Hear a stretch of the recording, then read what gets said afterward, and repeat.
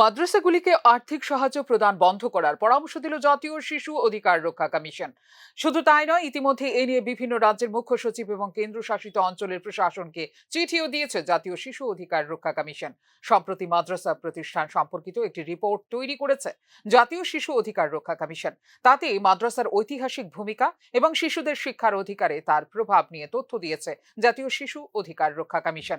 রাজ্যে রাজ্যে যত মাদ্রাসা আছে সেখানে আর্থিক সহায়তা দেওয়া বন্ধ করা হোক বলে প্রায় 11 অধ্যায়ের ওই রিপোর্টে পরামর্শ দিয়েছে জাতীয় শিশু অধিকার রক্ষা কমিশন। শুধু তাই নয়, এক্ষেত্রে মাদ্রাসাগুলিকে বন্ধ করে দেওয়ার সুপারিশও করেছে কমিশন। শিক্ষার অধিকার আইন 2009 এর লক্ষ্য হলো সমতা, সামাজিক ন্যায় এবং গণতন্ত্রের প্রতিষ্ঠা। কিন্তু তারপরেও একটি বিপরীত ধর্মী চিত্র দেখা যাচ্ছে। সেখানে শিশুদের মৌলিক অধিকার এবং সংখ্যালঘুদের অধিকারের মধ্যে দ্বন্দ্ব দেখা যাচ্ছে বলে রিপোর্টে উল্লেখ করেছেন কমিশনের চেয়ারম্যান প্রিয়াঙ্কা কানুনগো। শুধুমাত্র বোর্ড এবং একটি ইউডিআইএসই কোড থাকা মানেই মাদ্রাসা যে শিক্ষার অধিকার সংক্রান্ত আইন মানছে এমনটা নয় বলে উল্লেখ করেছে জাতীয় শিশু অধিকার রক্ষা কমিশন। এক্ষেত্রে বেশ কিছু ঘটনার উদ্ধৃতি এবং উদাহরণ দিয়ে রাজ্য এবং কেন্দ্রশাসিত অঞ্চলগুলিকে বলা হয়েছে মাদ্রাসাগুলিকে যেন সাহায্য না করা হয়। পাশাপাশি মুসলমান সম্প্রদায়ের শিশুকে মাদ্রাসায় ভর্তি না করিয়ে অন্য শিক্ষা প্রতিষ্ঠানে পড়ানোর পরামর্শও দিয়েছে জাতীয় শিশু অধিকার রক্ষা কমিশন। মাদ্রাসার মতো ধর্মীয় প্রতিষ্ঠানের শিশুরা আরটিই অধীনে আনুষ্ঠানিক শিক্ষা ব্যবস্থা থেকে বঞ্চিত হয়।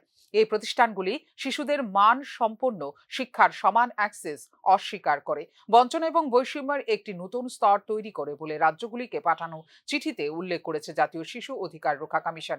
এদিকে মাদ্রাসাগুলির জন্য রাষ্ট্রীয় তহবিল বন্ধ করার জন্য শীর্ষ শিশু অধিকার সংস্থার সুপারিশে সরকারের কোনো ভূমিকা নেই বলে স্পষ্টীকরণ দিয়েছে কেন্দ্রীয় সরকার। জাতীয় শিশু অধিকার সুরক্ষা কমিশন একটি সংবিধিবদ্ধ সংস্থা, যার স্বাধীন অধ্যয়ন পরিচালনা করার পাশাপাশি বিভিন্ন বিষয়গুলি তদন্ত করার এবং আদেশ জারি করার অধিকার রয়েছে বলে স্পষ্টীকরণে উল্লেখ করেছে কেন্দ্রীয় সরকার।